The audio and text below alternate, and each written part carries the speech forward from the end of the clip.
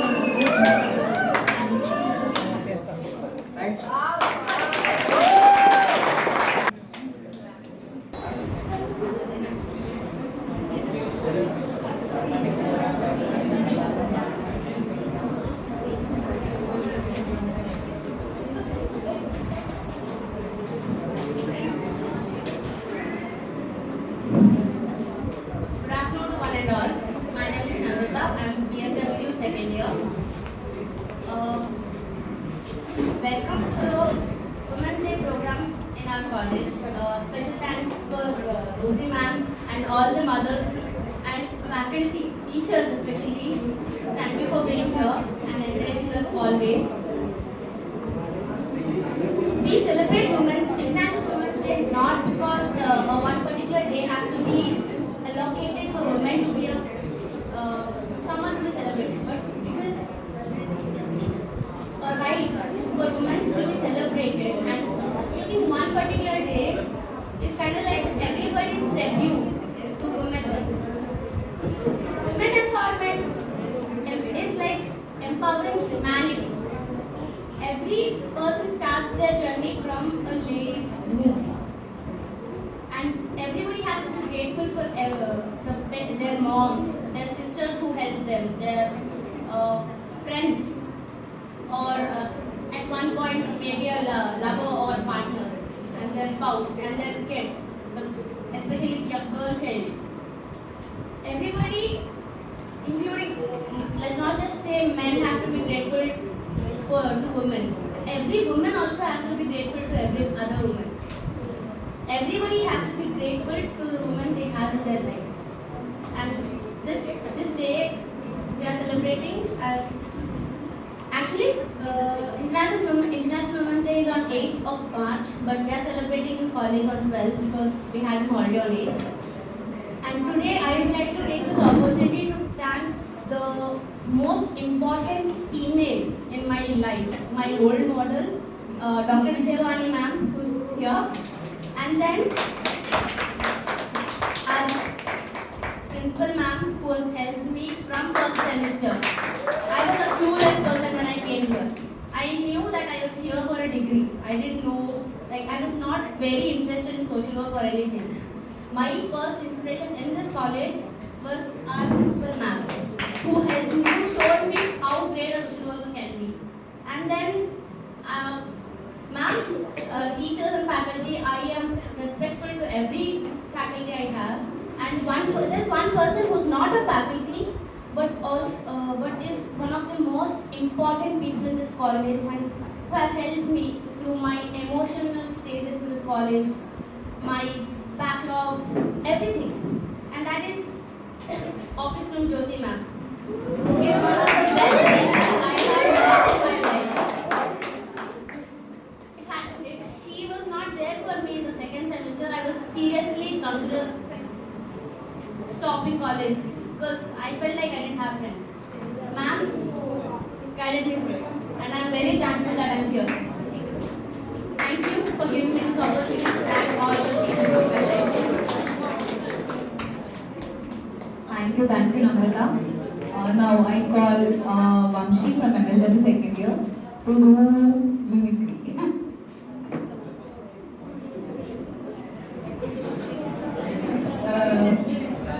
Vamshi, Divya Sati.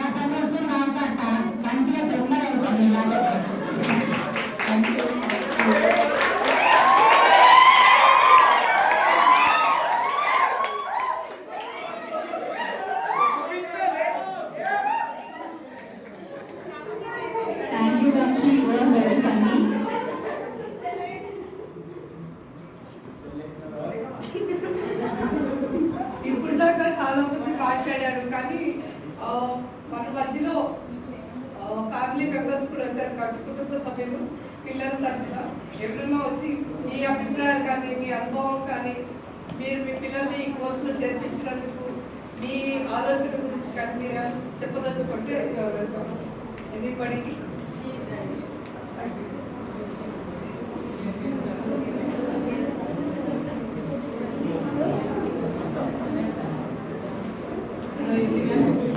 అందరికీ first happy women's day. ఈరోజు కాదు అని నాకు కాదు, యాక్చువల్గా కాన్స్టిట్యూషన్ అయింది ఆ రోజైనా మార్చి మొత్తం మనం ఉమెన్స్ డే జరుపుకోవచ్చు. సో నేను ఉస్మానియా యూనివర్సిటీలో ఫార్మసిస్ట్గా చేస్తాను, యోగేశ్వర్ వాళ్ళ సిస్టర్ది. యోగేష్ అంటే ఫస్ట్ నేను ఇలా సోషాలజీ చేస్తాను అక్క అంటే ఏముందిరా ఏం చేస్తానో సైకాలజీ చేయి, నేను చేస్తున్నాను నువ్వు చెయ్యాలి అన్నాను. వారికి గుర్తుందో లేక వాడు సరే అంటే నువ్వు సైకాలజీ చేయి నేను సోషాలజీ చేస్తాను అన్నాడు. సరే చేయను అన్నాను, బాగుంటుంది ఇద్దరం కలిపి సోషల్ వర్క్ చేస్తానులే, సైకాలజీ అయినా సోషాలజీకి వస్తుంది కదా అనుకున్నాను. నేను ఇది ఫార్మసిస్ట్గానే అంటే నా ఎక్స్పీరియన్స్తో అంటే నేను దాదాపుగా పేషెంట్కి సరైన మెడిసిన్ ఇవ్వాలి అనేది నా మెయిన్ ఉద్దేశము. సో ఆ మెడిసిన్ వల్ల ఎవరికి ఎలాంటి ఇంటరాక్షన్స్ అవ్వకుండా, అడ్వర్స్ రియాక్షన్స్ అవ్వకుండా చూడడం అనేది నా జాబ్ అనమాట. సో నేను అది పూర్తిగా చేస్తున్నానని హోప్స్ అయితే నాకు ఉన్నాయి. సో ఇలానే ఇది కంటిన్యూ అవ్వాలి. ప్లస్ నాకు బ్యాక్ బోన్గా సపోర్ట్గానే నాకు నా ఫాదర్ ఫస్ట్, నా తండ్రి అనేవాడు నాకు పెద్ద హీరో. ఎందుకంటే నేను ఎప్పుడైతే నేను స్టడీ చేయడం మొదలు పెట్టాను, యాక్చువల్గా నాకు 10th లో మంచి మార్క్స్ వచ్చాయి. 10th తర్వాత ఇంటర్ చేద్దామంటే మాది అప్పుడు చాలా పేద కుటుంబం. ఏంటంటే ఒక 1 టైం తిని ఇంకో 1 టైం మేము అలానే ఉండిపోయేవాళ్ళం. సో అలాంటి కుటుంబం నుంచి వచ్చాను నేను. సో అప్పుడు ఏంటంటే మా మేనత్త, యాక్చువల్గా మేము మేనత్త వాళ్ళు ఏమన్నారంటే మా అబ్బాయికి ఇచ్చేయండి, ఇంకా పెళ్లి చేసేయండి, తనతో మేము బాగా చూసుకుంటాము అనేది అని అన్నారు.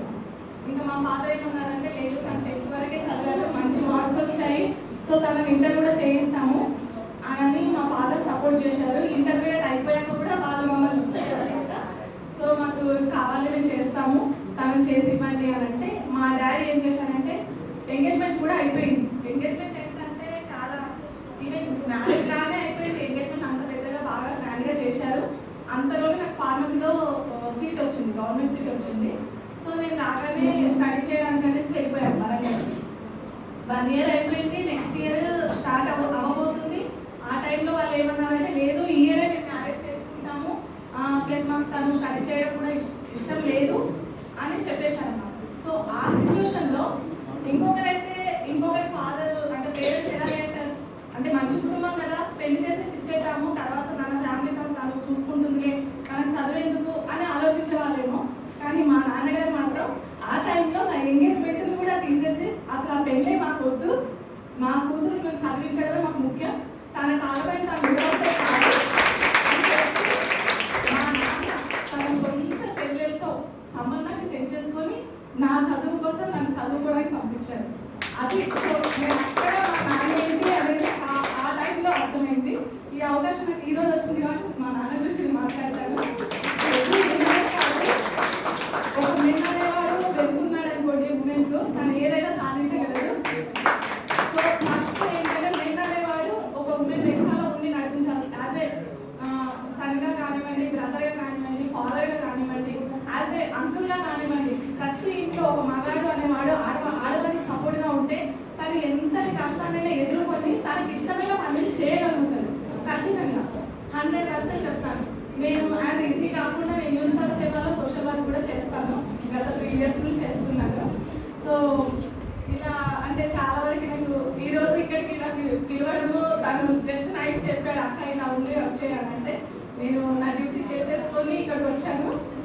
ఏంటి ఇదంతా అంటే నేను ఎప్పుడు రాలేదు ఇలాంటి ఈవెంట్స్ ఆర్గనైజ్ చేయాలి.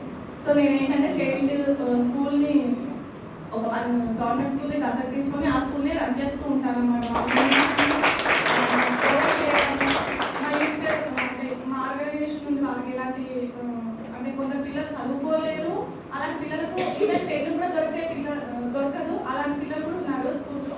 సో అలాంటి పిల్లలకు మా వాళ్ళ దగ్గర మేము ప్రొవైడ్ చేయించి ప్లస్ వాళ్ళకి అన్ని చదివించేలాగా వాళ్ళ పేరెంట్స్ని మోటివేట్ చేసి వాళ్ళకి ఎన్ఎంఎంఎస్ లాంటి ఎగ్జామినేషన్స్కి మోటివేట్ చేయడము 10th పిల్లలతో.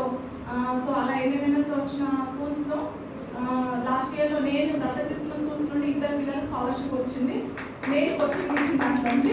So I'm proud of it. ఇదంతా ఏంటంటే ఈ క్రెడిట్ అంతా మా పేరెంట్స్కే. ఫస్ట్ మదర్ యాజ్ వల్ల ప్రతి ఆడపిల్లని అర్థం చేసుకుంటుంది, కానీ ఫాదర్ అనేవాడు తప్పకుండా బాగా అర్థం చేసుకుంటేనే ఆ పిల్ల అనేది అత్తవారింటికి వెళ్ళినా సరే తను ఎలాంటి కష్టాన్నైనా అనుభవించి కూడా తను అలా నిలబడగలదు. ఏంటి అంటే తన తండ్రి వల్లనే మెయిన్గా తన తండ్రి సపోర్ట్ ఉండాలి. మదర్ ఏంటంటే ఇంట్లో మదర్ మాట ఎవరు అంటే తండ్రి కూడా అంతగా వింటాడో లేదో తెలియదు, అమ్మాయి కదా తనకి ఎందుకు పెళ్లి చేసి పంపించేద్దాము అని ఒక మదర్కు ఒక ఫీలింగ్ ఉంటుంది అన్నమాట. అమ్మాయి కదా బయటికి వెళ్తా ఎవరు ఎలా మాట్లాడుకుంటారో అన్న ఫీలింగ్ ఉంటుంది. సో అలా కాకుండా ఫాదర్ అనేవాడు లేదు నా కూతురు నేను కొడుకులాగా పెంచుతాను తనని, తను ఎవరితోనైనా పోరాడగలదు అనే ధైర్యం ఒక తండ్రి నుండే వస్తుంది ఒక కూతురికి. ఇదైతే నేను నా పర్సనల్గా అనుభవించాను కాబట్టి చెప్తున్నాను. సో ఇక్కడున్న మెన్స్ కూడా నేను అనేది ఏంటంటే ఒక కూతురికి ఆ సపోర్ట్ ఇవ్వండి. సో తట్టు ఏంటంటే ఆ సపోర్ట్ దొరికింది కదా అని ఒక కూతురు కూడా తన లిమిట్స్ని క్రాస్ చేయకుండా ఆ అవకాశాన్ని సద్వినియోగం చేసుకోండి.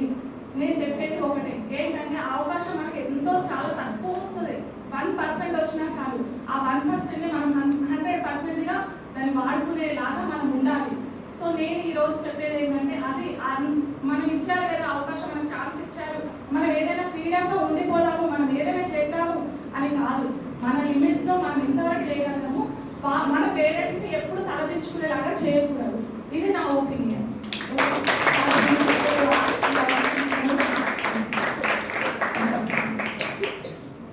సంతోషం madam, thank you so much. ఇంకేమైనా మాట్లాడదలుచుకుంటారా?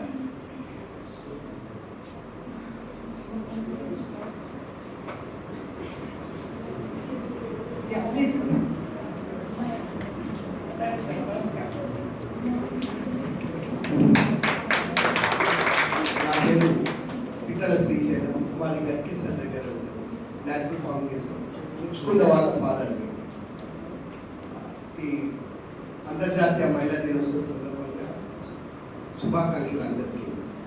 అయితే మేము చేస్తున్న పనిని ఒకసారి మీకు చెప్తామని అనుకుంటున్నాము. మేము రివర్స్ మైగ్రేషన్ మీద పనిచేస్తున్నాం. అయితే మనకు మన ఇంట్లోకి మంచి ఆహారం ఇస్తూ మిగతా సమాజానికి కూడా మంచి ఆహారం ఇవ్వాలనేది మా కాన్సెప్ట్. ఇందులో భాగంగా మనం తింటూ మిగతా వాళ్ళకి ఇస్తే సరిపోదు కదా. ఇప్పుడు మనకు తెలంగాణ వచ్చిన 10 సంవత్సరాలు అయిపోయినాక కూడా దుబాయ్, బొంబాయి, బొబ్బాయి అన్నది 10 ఏళ్ళు అయిపోయింది. ఇప్పటి వరకు దుబాయ్లో ఉన్నాడు, బొబ్బాయి ఉన్నాడు, బొంబాయి ఉన్నాడు. దీనికి అదనంగా మన ఊర్లలోకి వచ్చి టాఫీ మేస్త్రిగా, సెంట్రింగ్ మేస్త్రిగా, తర్వాత సెక్యూరిటీ గార్డులుగా మళ్ళీ ఇంకో అది వలసలు పోయినాయి. ఇవే కాకుండా 2004 నుంచి రాజశేఖర రెడ్డి ముఖ్యమంత్రి అయినాక ఊరికి ఒక ఇంజనీరింగ్ కాలేజ్ పెట్టడంతో అందరూ కూడా ఇంజనీరింగ్ సర్టిఫికేట్ వచ్చినాయి తప్ప ఇంజనీరింగ్ ఏదైతే నేర్చుకోవాల్సిన అంశాలు రాలేవు. కాబట్టి ఈ మూడు రకాలుగా వలసలు ఊర్లలోకి వచ్చి హైదరాబాద్ పోయి, ఎందుకంటే వాళ్ళు ఇంజనీరింగ్ చేసిన వాళ్ళు ఎవరు కూడా ఊర్లలోకి వచ్చిన తర్వాత అడ్డలు నీళ్ళు కట్టుకొని ఉంటున్నారు. దాంతో ఎబ్బెట్టు ఫీల్ అయ్యి హైదరాబాద్ పోయి 15,000 రూపాయల లోపు చిన్న పనులు చేసుకుంటున్నారు. వీళ్ళందరికీ కూడా దృష్టిలో పెట్టుకొని మేము ఈ తెలంగాణ వచ్చిన తర్వాత మనమేమైనా చేయొచ్చు అనే దానికోసం మేము పనిచేస్తూ ఈ అన్ని దేశవ్యాప్తంగా ఈ న్యాచురల్ ఫార్మింగ్ ని మేము స్టడీ చేసి మేము ఊర్లలో ఉంటూ ఉపాధి ఎట్లా రావచ్చు అనే దాని మీద మేము స్టడీ చేసి పావు ఎకరం కనుక వ్యవసాయ భూమి కనుక ఉంటే ఒక నెలకు 30,000 రూపాయలు వచ్చే ఒక మోడల్ని మేము క్రియేట్ చేసి ఈ అర్బన్లో పోయిన ఈ యూత్ ఎవరైతే 2004 తర్వాత మనకి ఇంజనీరింగ్ అయిన వాళ్ళు ఎవరైతే ఉన్నారో వాళ్ళందరినీ కూడా మళ్ళీ ఊర్లలోకి రప్పియడం కోసము ఈ పావు ఎకరం కనుక, ఎందుకంటే వీళ్ళు పోయిన వాళ్ళందరూ కూడా ఈ తెలంగాణలో 5 ఎకరాల నుంచి 10 ఎకరాల వరకు ఉన్న వ్యవసాయ కుటుంబాలే అధికంగా ఉన్నాయి. కాబట్టి వాళ్ళని మనం ఊర్లలో తెస్తే వాళ్ళు మంచి ఆహారం తింటూ మళ్ళీ సమాజానికి కూడా మంచి ఆహారం ఇచ్చిన వాళ్ళు అవుతారు. కాబట్టి వాళ్ళకి 5 ఎకరంలో 30,000 రూపాయలు వచ్చి ఒక మోడల్ని చేసాం. అట్లాగే మహిళా ఎంపవర్మెంట్, ఉమెన్ ఎంపవర్మెంట్ దృష్టిలో పెట్టుకొని ఊర్లలో ఉన్న వాళ్ళు ఈ డాక్రా మహిళల పేరుతోటి లోన్లు తీసుకుంటారు, మళ్ళీ మగవాళ్ళకి వేస్తున్నారు. వీటిని కాకుండా మనం 100 గజాల్లో 100 కోళ్ళు అనేది ఒక ఏర్పాటు చేసి రోజుకు కనీసంగా 500 రూపాయలు వచ్చేటట్టుగా, కోడిగుడ్లు వచ్చేటట్టుగా ఒక ప్రాజెక్ట్ ని మేము డిజైన్ చేసాం. దాన్ని సక్సెస్ఫుల్గా అలాగే మన ఫుడ్ ప్రాసెసింగ్ మనం వాల్యూ అడిషన్ కనుక చేయకుండా అట్నే కనుక ఇస్తే ఉపయోగం లేదు. కాబట్టి అన్ని రకాలుగా మనం కాయగూరలని, పండ్లని మన ప్రాసెసింగ్ చేసి చేయాలని చెప్పి సన్ డ్రైడ్ తోటి సోలార్ డ్రైయర్లు పెట్టి వాటితో ఎట్లా ఇన్కమ్ జనరేట్ చేసేదో అది చేసాం. అట్లాగే పశువుల పేడతోటి కూడా మేము ఈ ప్రోడక్ట్ తయారు చేసి అది చేయడం గురించి సక్సెస్ఫుల్గా బయటికి తీసుకొచ్చాము. అదే మాదిరిగా ఇప్పుడు పర్యావరణ సమస్యలు, పర్యావరణం మొత్తము ఎక్కడ చూసినా పంట పొలాలను తగలబెడుతున్నారు. ఇవాళ మనకు పత్తి చేనులు కానీ, కంది చేనులు కానీ అన్ని కూడా తగలబెడుతున్నారు. ఆ తగలబెట్టడంతో గ్లోబల్ వార్మింగ్ వస్తుందని చెప్పి మనం గబ్బలు పెడుతున్నాము. దాన్ని కూడా మనం వాల్యూ అడిషన్ కనుక చేసుకోగలిగితే ఉపయోగం అని చెప్పి వాటిని అన్నింటినీ తీసుకొని వచ్చి మళ్ళీ మనం బయోచార్ కనుక తయారు చేసుకుంటే ఇవాళ కార్బన్ క్రెడిట్ కూడా వస్తుంది. మనకు 15 రూపాయలకు 1 కిలో చొప్పున మనకు ఈ బొగ్గు పోతుంది. వీటిని ఇట్లా మనం చెత్త నుంచి కూడా మనం మళ్ళీ సంపద రావాలని చెప్పి మా పొలంలో మేము ఎక్కడ కూడా ఈ మన పొలంలో వచ్చిన పంట వ్యర్థాలనే మనం తీసుకొని మళ్ళీ మనం ఎరువుగా తయారు చేసి చేస్తున్నాం. అది 10 రూపాయల కిలో చొప్పున అమ్మగలుగుతున్నాం.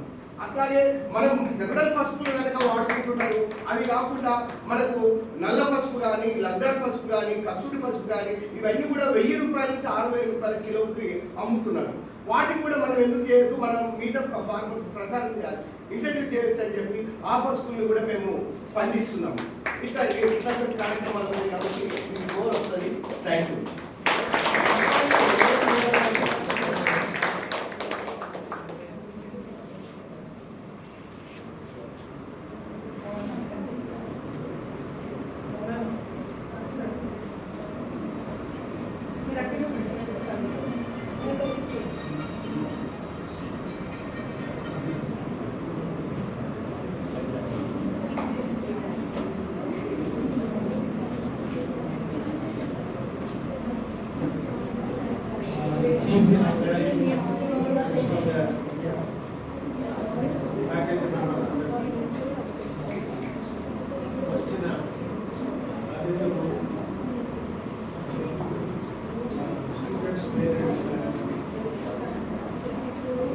సిస్టర్ గారు వచ్చారు.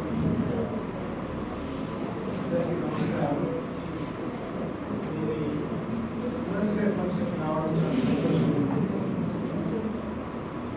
ఇవాళ మన student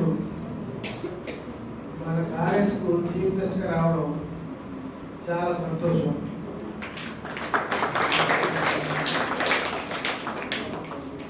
Really, women are great. There is no doubt. Begins with our mother. Mother is always a lovely character. If we have any problem, we don't go and tell to father because we are scared of. Basically, we are scared of father. Whatever problem or pressure, we share with the mother only. Then to others. So, Women's Day అనేది ఈ ఒక్క రోజు కాదు. Women's Day, every day is Women's Day. Women's Day, I'm expecting his wishes, but he is not wishing. Morning to evening, I'm waiting. Evening, I asked him, why are you Madam, don't worry. Small thing, you give him 10,000 every day. You will. See, I think he is waiting for that. See, he has something in his mind now. See, Why one day he is expecting something. Intentionally, he is not doing this. avoiding things? I don't expect. Every day is Mother's Day. Every day is Women's Day. What I am doing, don't expect. Okay, we do one thing. Reaching more. You not me. Ask him something. I will tell you what. So, I am really happy that we could organize a good program with the chief guest, our student and the cyber crime DCP, Senior manager, senior manager cyber crimes, and they were really good at that. And I have been asking our chief guest here to come as frequently as possible. I never felt you were delivering a lecture. Yeah, you are really interacting. See, when we sit in the home, when we sit on the edge table, we talk to each other. Your interaction was such time. It is really interesting. Everybody has enjoyed. But the language you took up to address the students, it was fantastic. Really Hyderabadi language. The radio Mirchi and all other channels,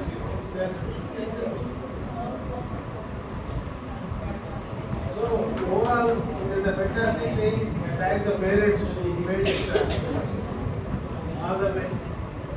And I really congratulate them. I thank the principal and the faculty for giving me the chance. Thank you.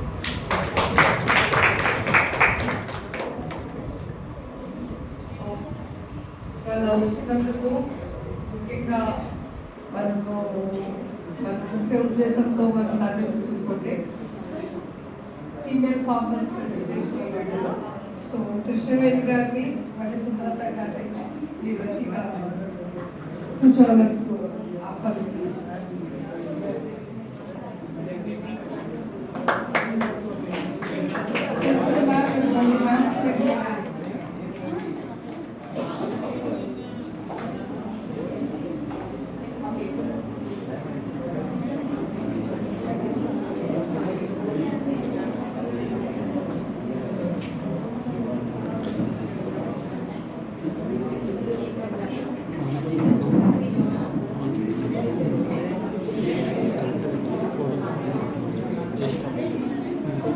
Thank